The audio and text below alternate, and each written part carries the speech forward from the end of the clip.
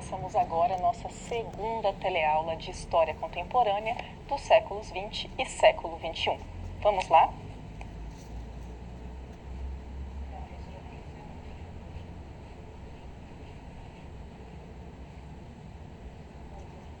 Teste, teste, testando, testando, teste. Teste, testando.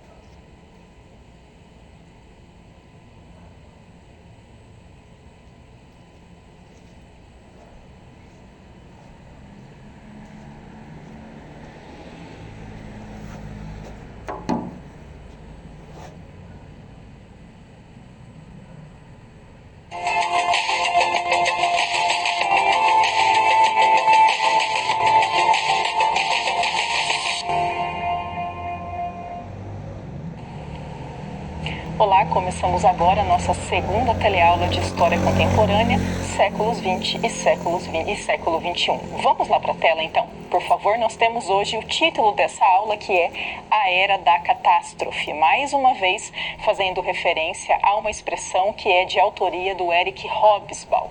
Como nós já sabemos, ao falar de história contemporânea, em algum momento nós vamos nos valer desse autor. Então, ele é um dos principais historiadores que nós estudamos para tratar desse período da história.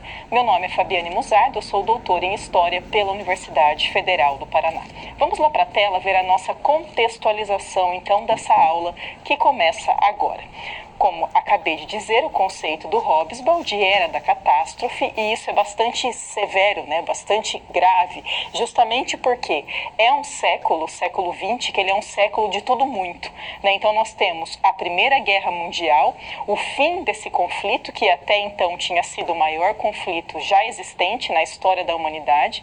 Pouquíssimo tempo depois, nós temos algo tão sério quanto, que é o Holocausto. Nós temos aqui um outro pensador, o Adorno, dizendo o seguinte: como reconstruir a experiência das sociedades ocidentais após o horror dos campos de concentração? É comum, por exemplo, nós nos depararmos com textos, com intelectuais que pensam sobre esse período da história, sobre esse entre a Primeira e a Segunda Guerra Mundial, como algo indizível. O que significa isso? Como que eu transformo em linguagem, como que eu transformo em palavra, como que eu falo sobre, como que eu escrevo sobre algo tão violento, tão aterrador, tão devastador quanto foram esses acontecimentos. Eu trouxe um livro para mostrar para vocês. Vamos para a câmera de documentos, por favor.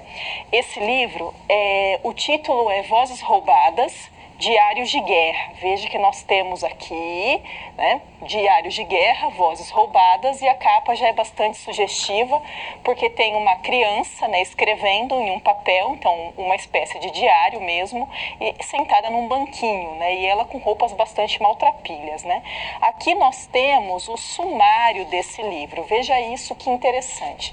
O mais interessante desse livro é que se tratam de diários escritos por pessoas de diferentes idades, mas em suma são crianças e adolescentes, e são pessoas civis, ou seja, pessoas que passaram por situações de guerra, só que no cotidiano da sua vida. Eles não foram para o campo de batalha, não faziam parte de um exército.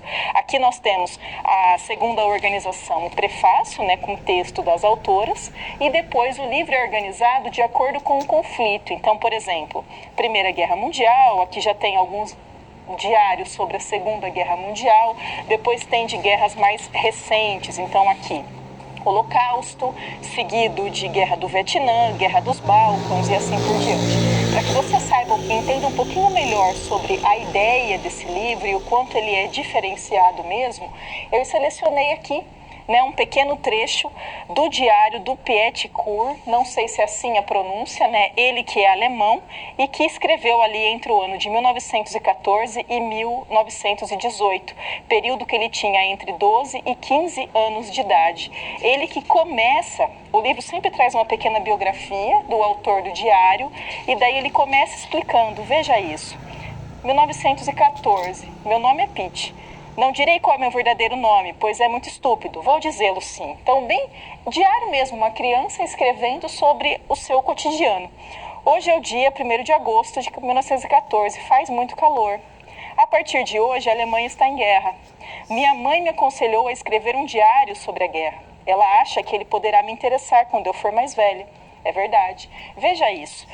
Trabalhar com um livro como esse, levar algo como isso para a sala de aula, pode fazer com que o nosso aluno, lá no ensino básico, se sensibilize no sentido de entender que quando nós tratamos de algo como uma guerra, nós não estamos falando somente de batalha, somente de tecnologia utilizada, somente de número, né, de pessoas que morreram em determinada batalha, assim por diante. Nós estamos falando de uma situação que é o indizível, uma situação que é de extrema violência e que afeta todo mundo, seja uma pessoa militar, seja uma pessoa civil. Basta pensar, por exemplo, que aí é um menino que tem 12 anos quando começa a escrever. Fechamos esse bloco.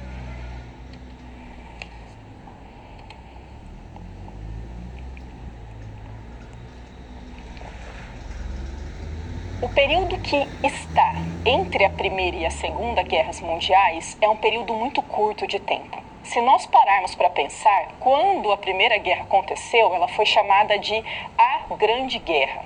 Por quê? Porque nunca tinha acontecido nada parecido com aquilo, em muitos aspectos. No sentido de armamento utilizado em campo de batalha, no sentido de destroços que isso gerou, na quantidade de mortos que esse conflito acarretou, no tanto que alterou a vida de todas as pessoas que estavam direta ou indiretamente envolvidas nesse conflito. Ocorre que, pouco depois da Primeira Guerra, já tem a eclosão de uma outra, e que é ainda maior do que aquela tinha sido. Então, é daí que vem esse nome de Era da Catástrofe, justamente porque aquela situação que já era muito ruim, muito violenta, muito complicada, ficou ainda mais, e no intervalo de tempo muito curto. Vamos para a tela, por favor. O que nós temos aqui, então, é o seguinte, vamos lá para a tela. O pós-Primeira Guerra é uma situação em que nós temos a consolidação da Revolução Russa e a formação da União Soviética. Como nós vimos, o fato de a eclosão de ter começado a Revolução na Rússia no ano de 1917 foi o motivo que fez com que a Rússia saísse da Primeira Guerra Mundial antes do seu término, ok? No desenrolar da Revolução em solo russo, nós temos a formação da União das Repúblicas Socialistas Soviéticas. E essa União Soviética é algo interessante para nós pensarmos, porque tem um papel muito importante de protagonismo, principalmente no período durante a Segunda Guerra e após a Segunda Guerra. Também no período pós-Primeira Guerra Mundial, nós temos a emergência dos Estados Unidos como grande potência mundial. E isso era algo diferenciado. Por quê? Porque quando eclodiu a Primeira Guerra Mundial, as principais potências do mundo, todas elas, ficavam em solo europeu. Nós temos um conflito envolvendo ali Inglaterra, a França, mas são nações europeias. Quando acaba a Primeira Guerra, esses países europeus, eles estão muito debilitados. Por quê? Porque os conflitos aconteceram em solo europeu. Então, a devastação de territórios aconteceu em solo europeu. Ainda que os Estados Unidos tenham participado da Primeira Guerra, do meio para o fim, não teve conflito em solo estadunidense, ou seja, não houve destroços para se lidar no chão do seu próprio país, no seu próprio território.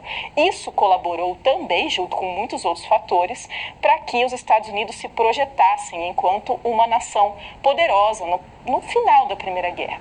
Porque nós temos a Europa devastada, Nós temos os Estados Unidos sem que tenha ocorrido batalhas mesmo em seu território durante o conflito, e nós temos países europeus que precisavam de financiamentos, de empréstimos, para que conseguissem se recuperar no contexto de pós-Primeira Guerra. Vamos para a tela, por favor. Isso faz com que nos Estados Unidos se tenha a ideia, a impressão geral, de que nada conseguiria deter a onda de progresso que embalava o país, confirmando o acerto de todos os prognósticos otimistas sobre novo período de paz, o que, obviamente, estava errado. Afinal de contas, como nós já falamos, uma outra guerra e ainda maior aconteceu muito em breve. O que fazia com que os Estados Unidos tivessem essa sensação tão grande de otimismo? Bom, são dois principais fatores. Primeiro, um crescimento de renda agrícola, mas não somente agrícola, e também como um grande exportador de capitais para a reconstrução do velho continente. O que significa isso? A Europa, devastada pela guerra, precisava de um tempo para se recuperar diante de tudo aquilo que tinha acontecido naquele solo. Nesse tempo, os Estados Unidos têm uma projeção muito grande. E essa projeção, ela não se limita ao aspecto econômico. Nós temos uma projeção e um crescimento muito grande dos Estados Unidos também em aspecto cultural. Veja isso aqui. Cultura, né? Uma nova cultura florescia em paralelo ao apogeu financeiro. Nós temos ali o início do jazz. O jazz que inicialmente nos Estados Unidos é ligado à cultura negra.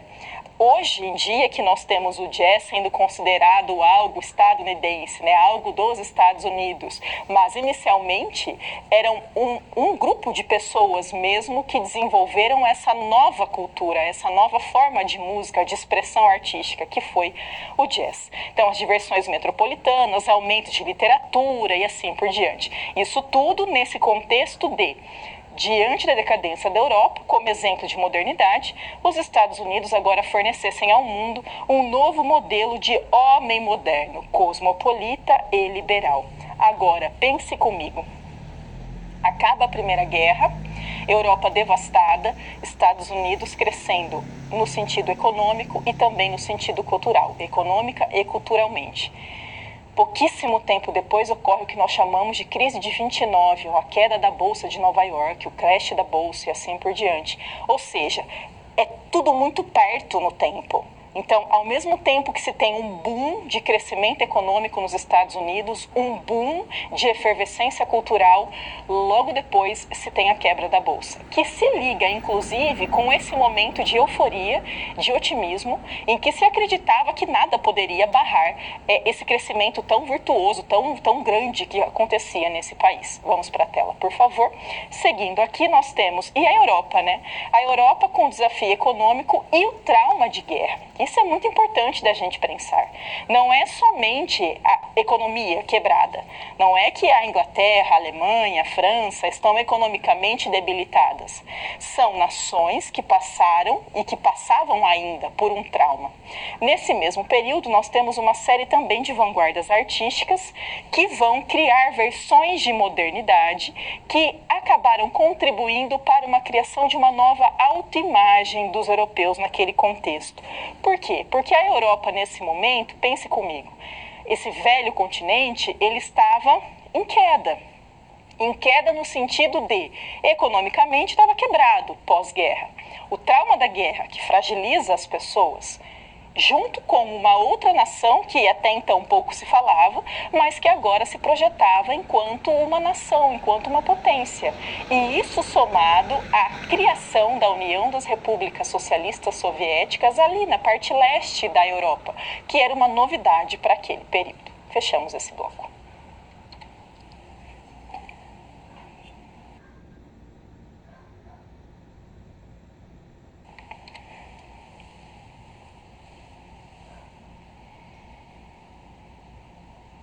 Vanguardas e fascismo. Mas como assim? As vanguardas que criaram o fascismo?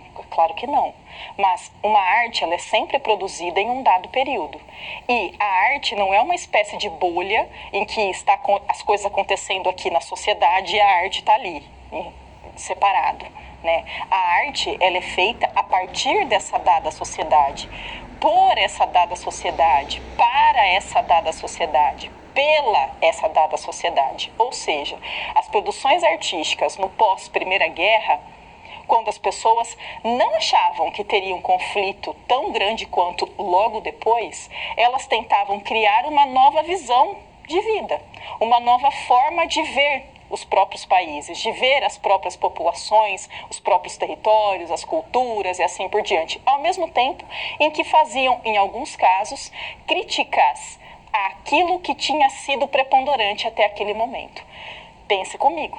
Nós falamos sobre racionalização de trabalho, racionalização do ambiente urbano, as reformas urbanas. Falamos sobre uma racionalização da vida. Movimentos artísticos vão, inclusive, contestar essa racionalização. Vamos para a tela, então, por favor? Nós temos aqui esse movimento que é bem conhecido, principalmente depois da série da La Casa de Papel, né? Nós temos ali, então, Dalí, aqui, que com certeza você tem algum conhecimento, alguma informação sobre ele. Então, destaques, o Breton, o Magritte e o Dalí também. Qual era a proposta, né? De modo resumido, o surrealismo é um movimento artístico que visa acessar a essência última da realidade, adentrando-se nas profundezas de cada subjetividade individual. Perceba, é o oposto daquela busca pela racionalização, que foi o que marcou a Europa na passagem do século XIX para o século XX. É o extremo oposto. O surrealismo buscava recuperar os elementos mais autênticos da experiência humana, que tinham, aqui esse A está errado, né? Haver no sentido de existir não tem plural, que havia se perdido no drama da guerra. Perceba, não dá para eu entender a arte como uma bolha. O surrealismo, que é o que a gente está tratando aqui agora, ele vai se pautar em situações de extremo, por exemplo, a situação de guerra, e pensar em o que eu posso fazer no campo da arte mediante esse cenário. Aquela arte racionalizada, aquela arte padronizada que marcou essa passagem do século XIX para o XX, foi a arte que marcou essa Europa da guerra. O que dá para a Europa ser para além disso, depois que isso aconteceu? Vamos lá para a guerra, para a tela, por favor. Aqui nós temos, então, a reabilitação do sonho, do onírico, do mitológico, do maravilhoso e daquilo que não havia sido contaminado pela velha Europa. Veja, essa velha Europa é esse sentido racionalizado, esse sentido mais duro, mais engessado, que inclusive era característica básica da arte produzida nesse momento que precedeu a eclosão da Primeira Guerra Mundial.